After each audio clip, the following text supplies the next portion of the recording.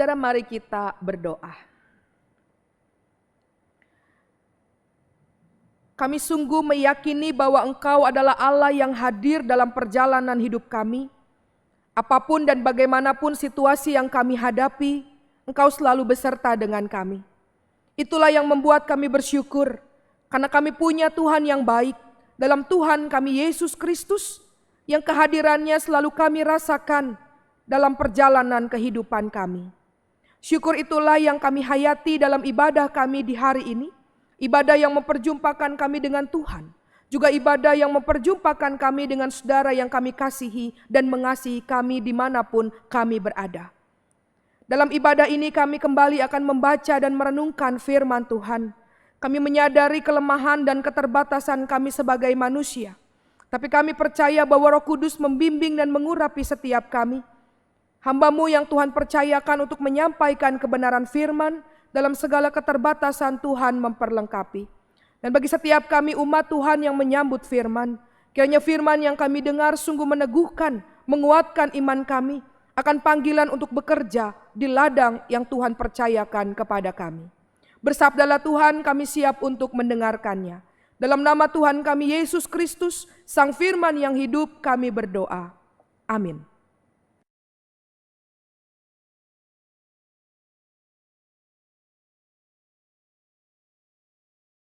Bacaan pertama dari kitab Keluaran pasal 19 ayat 2 sampai 8.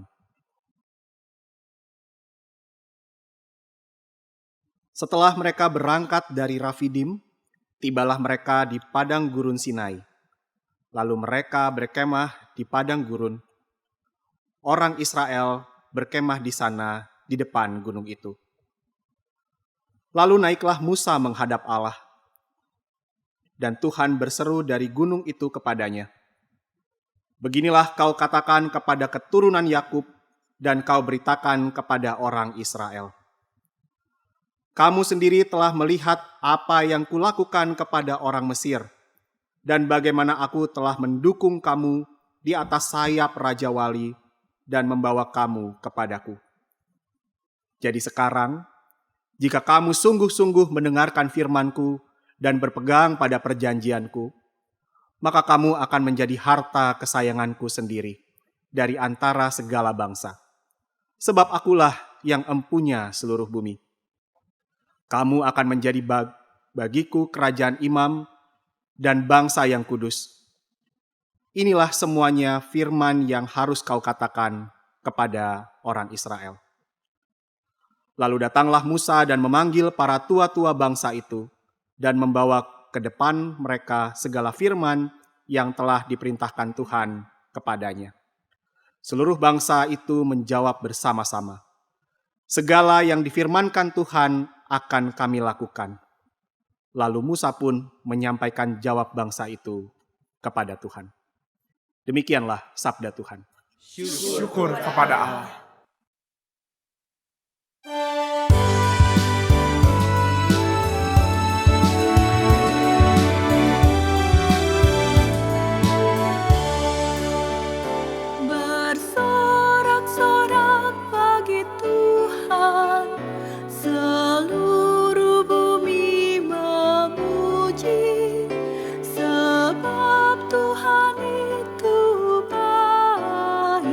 Kesetiaannya pun kekal. Bersorak-sorak bagi Tuhan, seluruh bumi memuji, sebab Tuhan itu baik, kesetiaannya pun kekal. Beribadahlah kepada Tuhan, beribadah dengan sukacita. Datanglah ke hadapannya, datanglah dengan bersorak, ketahuilah Tuhan Allah. Dia yang menjadikan punya, Dialah kita, kawanan domba gembalaannya. Bersorak-sorak bagi Tuhan,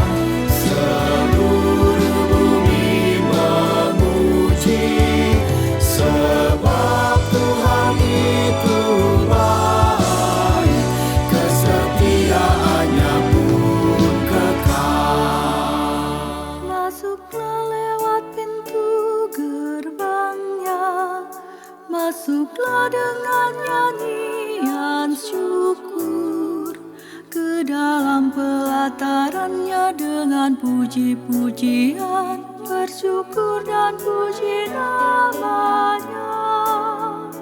Karena Tuhan itu baik, kasih setianya kekal, kesetiaannya turun-temurun.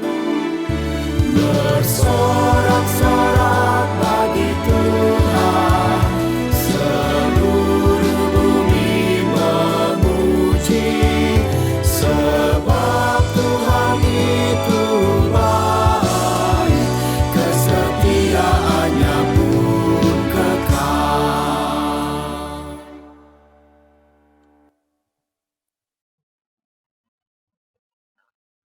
Bacaan kedua dari surat Roma pasal 5 ayat 1 sampai 8.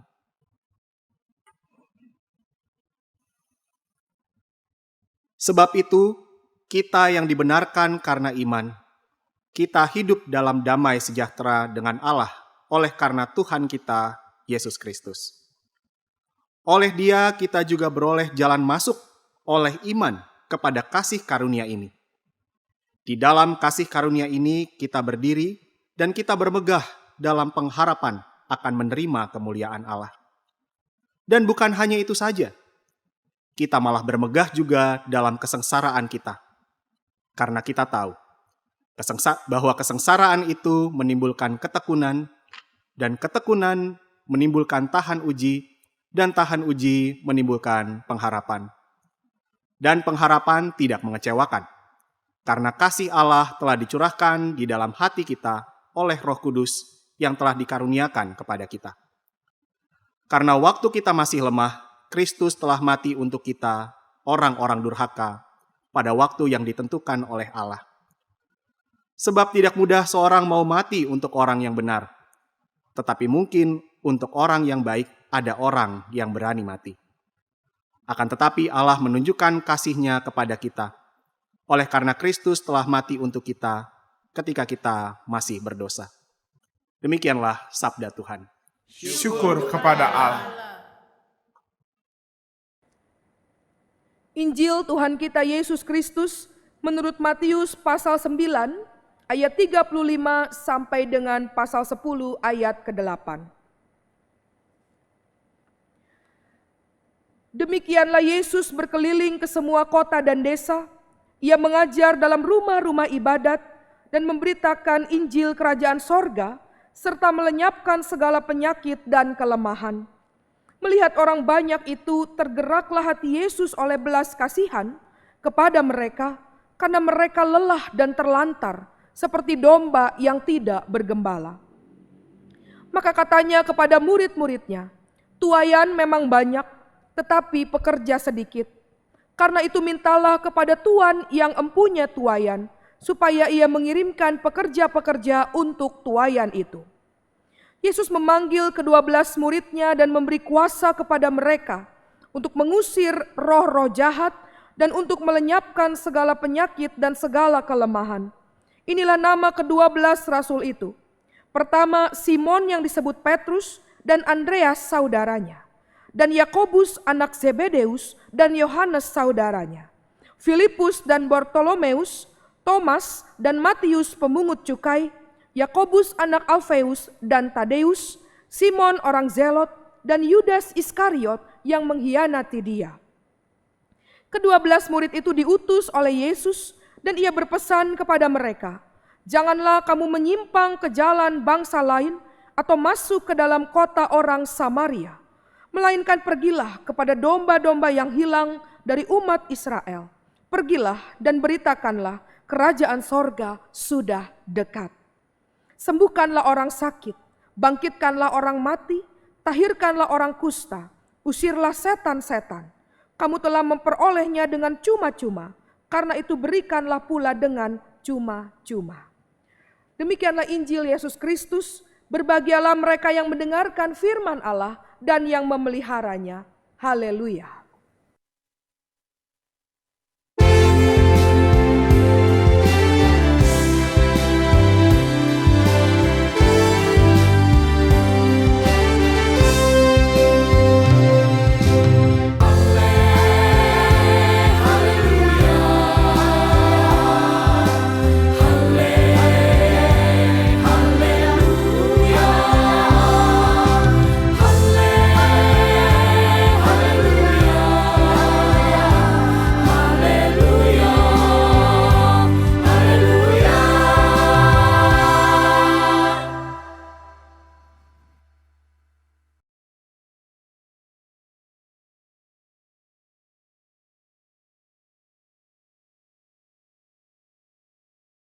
Umat yang dikasih oleh Tuhan, dalam konteks pelayanan secara khusus di jemaat Tuhan, kita kerap mendengar istilah 4L. Saudara tahu ya apa itu 4L? Ya, lu lagi, lu lagi. Yang ambil bagian dalam pelayanan, ya dia lagi. Saudara, dalam pengalaman di tengah jemaat Tuhan, tidak jarang saya juga mendapati ketika mencari aktivis untuk melayani dalam kepanitiaan, gereja mengalami kesulitan karena yang bersedia melayani tak jauh ya 4L tadi. Mungkin di kepanitiaan A dia menjadi ketua, Bapak Ibu Saudara. Di kepanitiaan B dia pindah ke bagian acara. Di kepanitiaan selanjutnya dia jadi bagian atau seksi yang lain. Demikian itu terus terjadi. Muter-muter orangnya ia sama. Hal ini juga terjadi saudara ketika memasuki bulan pemilihan penatua.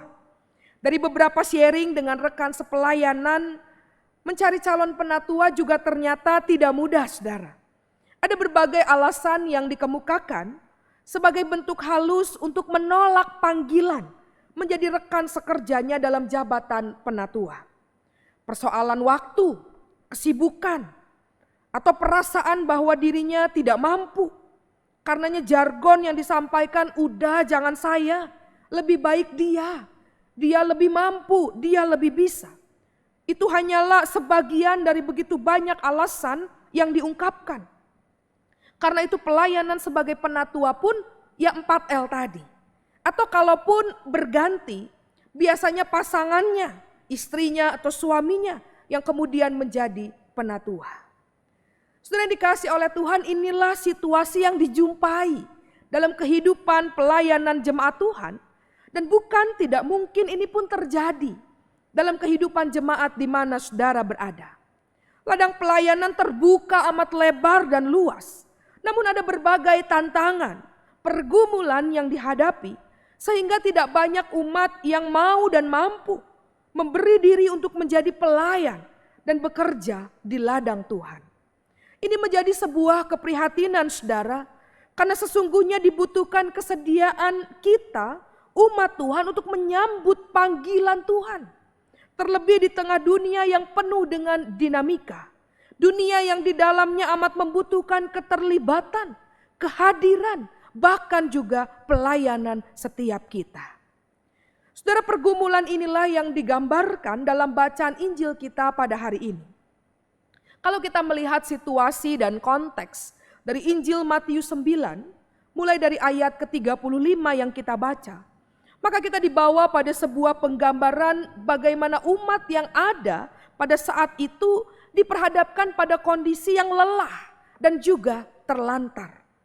Kelelahan membuat hidup mereka tersiksa, sementara keterlantaran membuat seseorang atau masyarakat menjadi tidak berdaya. Dan dituliskan dalam bacaan kita, mereka tak ubahnya domba yang tidak bergembala. Apa artinya saudara? Artinya tidak ada yang menjadi pemimpin, yang merawat, yang menjaga, yang menolong, dan yang membimbing mereka. Mereka dibiarkan begitu saja. Dan ketika domba-domba dibiarkan berjalan sendiri, mereka menjadi lelah dan terlantar. Baik dalam kehidupan jasmani mereka, maupun juga kehidupan rohani mereka. Ini situasinya. Tapi ada yang istimewa, ada yang luar biasa yang kita lihat dari bacaan kita, bahwa di tengah pergumulan dan situasi itu, firman Tuhan dalam Injil Matius menuliskan, tergeraklah hati Yesus oleh belas kasihan. Saudara, saya menyoroti kata belas kasihan. Belas kasihan dalam bahasa Inggrisnya adalah compassion. Compassion dari kata com artinya bersama, dan passion, pati, juga diartikan kesengsaraan yang kemudian diidentikan dengan kesengsaraan Kristus. Jadi dari arti kata ini mau menunjukkan Yesus yang mengalami sengsara bersama dengan manusia. Seorang tokoh bernama Karen Armstrong mendefinisikan compassion begini. Compassion adalah menanggungkan sesuatu bersama orang lain. Menempatkan diri kita dalam posisi orang lain untuk merasakan penderitaannya. Seolah-olah itu adalah penderitaannya sendiri. Dan secara murah hati ia akan masuk ke dalam sudut pandangnya. Compassion. Sementara itu saudara, dalam bahasa aslinya kata Yunani yang digunakan untuk menjelaskan compassion, belas kasih, dari kata esplangniste yang berarti sebuah gerakan, sebuah tindakan yang didorong oleh batin yang amat dalam. Dan kalau kita bicara soal batin, kita langsung biasanya teringat dengan relasi antara orang tua dan anak. Kalau anak mengalami kejadian yang tidak atau kurang mengenakan, orang tua langsung merasa ada sesuatu yang kurang baik di dalam batinnya. Begitu juga sebaliknya. Jadi ada ikatan batin antar keduanya. Dan situasi ini mau menandakan adanya sebuah perasaan cinta yang begitu besar. Cinta yang amat mendalam. Maka dari itu saudara, esplangniste adalah sebuah tindakan, pergerakan karena dorongan rasa cinta yang amat mendalam. Dan cinta inilah yang kemudian menggerakkan Yesus untuk menyembuhkan dan menolong banyak orang.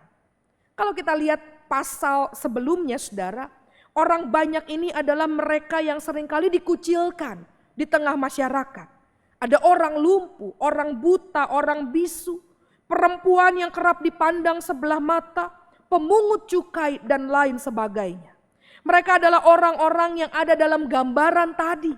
Orang yang lelah, orang yang terlantar, seperti domba yang tidak bergembala. Di tengah situasi itu Yesus hadir bagi mereka. Tergeraklah hatinya oleh belas kasihan, oleh cinta yang dinyatakan dalam tindakan yang nyata, tindakan yang konkret. Dan dalam cinta inilah saudara, maka Yesus melanjutkan perkataannya kepada para murid tentang kebutuhan pekerja untuk menuai. Karena itu ayat 37-38 mengatakan, tuaian memang banyak, tetapi pekerja sedikit. Karena itu mintalah kepada Tuhan yang empunya tuaian, supaya ia mengirimkan pekerja-pekerja untuk tuaian itu. Kebutuhan ini kemudian dilanjutkan dengan tugas pengutusan Yesus kepada para muridnya. Artinya saudara, para murid dipanggil dan diutus untuk misi yang besar, yaitu melakukan pekerjaan penuaian Tuhan itu di mana mereka berada. Mereka diutus untuk bekerja di ladang yang Tuhan sediakan. Saudara, tentu melakukan tugas perutusan, bekerja di ladang Tuhan bukanlah perkara yang mudah. Para murid menghadapi tantangan dan juga pergumulan. Namun firman Tuhan dalam Matius 10 menuliskan para murid tidak diutus dengan tangan hampa. Mereka diberi kuasa untuk melakukan karya, untuk mengusir roh jahat, melenyapkan segala penyakit, melenyapkan juga kelemahan. Saudara, kuasa yang dimaksud tentu bukan sekedar otoritas, tetapi kuasa di sini adalah semangat untuk mengerjakan segala sesuatu yang dipercayakan itu di dalam cinta. Seperti cinta dan belas kasih Kristus yang telah diteladankan kepada mereka. Kesediaan kita untuk bekerja di ladang Tuhan, bersedia untuk diutus, tidak berbicara saat kita bersedia menjadi apa, tapi bagaimana kita dapat melakukan kesediaan kita dengan penuh cinta. Dan saudara, ketika cinta menjadi dasar, cinta Tuhan menjadi dasar dalam melakukan tugas perutusan, maka para murid Kristus akan melakukan apa yang dipercayakan, apa yang ditugaskan dengan sungguh-sungguh. Memberitakan Injil Kerajaan Sorga di ayat ke-7, mewartakan kabar pemulihan bagi mereka yang membutuhkan di ayat ke-8. Dan ini dilakukan tidak muluk-muluk, dimulai dari orang yang terdekat, orang-orang yang ada di sekeliling mereka di ayat ke-5. Dan itu akan dilakukan dengan sungguh-sungguh, dengan ketulusan hati. Karena dasarnya hanya satu, mereka telah memperoleh semua dengan cuma-cuma. Maka hal itu harus dibagikan dengan cuma-cuma. Ayat 8 bagian akhir menuliskannya. Nah saudara, inilah anugerah, kasih karunia dari Allah di dalam Tuhan Yesus Kristus. Dan ketika kita beroleh anugerah, kasih karunia Allah secara cuma-cuma, maka responilah itu dalam ungkapan syukur kita dengan memberikan tidak hanya baik, tapi terbaik dalam tugas dan panggilan yang dipercayakan kepada setiap kita. Saudara yang dikasihi Tuhan, pemaknaan akan anugerah dan kasih Allah inilah yang juga kita bisa refleksikan dalam hidup pelayanan yang Tuhan percayakan. Cinta kita kepada Tuhan mestinya menjadi dasar dalam menyambut panggilan perutusan Tuhan untuk bekerja di ladangnya. Cinta kepada Tuhan memampukan kita, saya dan saudara, untuk dengan penuh sukacita menyambut panggilan Tuhan, bukan malah menolaknya. Memampukan kita juga untuk melayani dan menjadi kawan sekerja Tuhan. Jadi saudara, kita melayani karena kita mencintai Tuhan, bukan karena motif atau alasan yang lain. Oh, saya melayani karena gak enak, sudah diminta berulang kali. Oh, saya melayani agar kemudian saya dikenal, dihargai, bahkan dipuji. Melayani, tapi ada alasan di balik itu semua. Melalui firman Tuhan kita diteguhkan bahwa melayani, menyambut panggilan untuk bekerja di ladang Tuhan, semua karena cinta dan kasih kita kepada Tuhan. Dia yang terlebih dahulu menyatakan cinta itu kepada saya dan saudara sekalian. Dan ketika cinta kepada Tuhan menjadi dasar, maka semua yang dilakukan berbuah dan berdampak dengan sangat baik. Seorang pelayan yang melakukan pelayanannya didasarkan oleh cinta, maka ia akan melayani tanpa hitung-hitungan. Dia punya kerelaan berkorban. Fokusnya adalah melakukan yang terbaik sehingga kehadirannya menjadi berkat bagi orang di sekitarnya. Saudara, mungkin yang dilakukannya kecil dan sederhana, tapi ketika dia melakukan hal kecil, hal sederhana dengan cinta yang besar, seperti kata Bunda Teresa, do small things with great love, maka akan membawa impact yang besar, membawa dampak yang baik bagi orang di sekeliling mereka. Jadi bekerja di ladang Tuhan berarti kita mau mendasarkannya dalam cinta kepada Tuhan, yang kita nyatakan konkret kepada sesama. Cinta kepada Tuhan juga akan memampukan kita, saya dan saudara, untuk terus menghadapi tantangan ke depan yang bisa jadi akan dan harus kita hadapi. Bekerja di ladang Tuhan, melayani bukanlah hal yang mudah, saudara. Ada tantangannya, ada pergumulannya, ada penderitaannya yang bukan tidak mungkin kita juga harus hadapi sebagai murid-murid Kristus. Bisa jadi kita menghadapi penolakan, menghadapi tuduhan, ketidaksukaan atau pandangan lain yang bisa melemahkan kita, yang membuat kita jadi down, bergumul di dalamnya. Kita menyadari, saudara, ada hal yang tak bisa dan tak mampu kita kontrol atau kendalikan. Itu terjadi. Namun kita bisa menentukan apa yang akan kita lakukan. Perilaku kita sebagai respon atas tindakan kita. Firman Tuhan melalui surat Roma, bacaan kedua kita, meneguhkan kita, saudara, untuk bermegah dalam kesengsaraan, karena kesengsaraan menimbulkan ketekunan. Dan kalau kita kembali tadi pada cinta, ketekunan itu sebenarnya menjadi upaya kita juga untuk merawat cinta itu. Pertanyaannya, apa itu ketekunan? Ketekunan atau hupomone mengandung makna lebih dalam dari sekedar kesabaran. Hupomone berarti semangat yang dapat mengalahkan kesakitan ataupun penderitaan dunia. Ketekunan adalah upaya aktif untuk mengatasi segala pergumulan dan kesengsaraan. Jadi seorang yang punya ketekunan tidak hanya menanti persoalan selesai dengan sendirinya seiring berjalannya waktu. Namun ia menjadi pribadi yang aktif, pribadi yang mau berjuang menghadapi pergumulan itu. Saudara, tak soal pandangan orang terhadap kita. Yang utama bagi kita hanya satu, melayani dalam cinta kepada Tuhan dan kepada sesama. Kita mengimani bahwa Ia menolong dan memampukan kita melakukannya. Asalkan kita punya ketekunan itu. Dan dalam ketekunan itu lanjutannya dituliskan akan menimbulkan tahan uji. Dan tahan uji menimbulkan pengharapan. Dan pengharapan tidak akan pernah mengecewakan. Karena kasih Allah telah dicurahkan di dalam hati kita oleh Roh Kudus yang telah dikaruniakan kepada setiap orang yang percaya kepadanya. Saudara dikasih oleh Tuhan, keyakinan inilah yang meneguhkan kita sekalian. Bekerja di ladang Tuhan tidak mudah, penuh dengan tantangan dan pergumulan. Namun marilah kita memandang kepada Allah di dalam Kristus yang menguatkan dan memberikan pengharapan kepada kita. Percayalah bahwa penyertaannya sempurna dan selalu dinyatakan bagi kita, bagi saya dan saudara sekalian. Yang utama bagi kita adalah mari terus berpegang pada janji Tuhan. Kalau kepada umat Tuhan bangsa Israel, dalam kitab Keluaran di bacaan pertama, Allah sudah menunjukkan bagaimana Ia menuntun dalam embara kehidupan mereka. Maka pada perjalanan selanjutnya Allah yang sama pun akan menyertai masa depan mereka. Umat Israel dituliskan menjadi harta kesayangan dan kerajaan imam dan bangsa yang kudus. Ayat ke-5 dan 6 bagi Allah. Dan semua bisa terjadi ketika umat Tuhan di masa lalu dan kita di masa kini sungguh-sungguh berpegang pada firman Tuhan dan berpegang pada perjanjiannya kepada kita.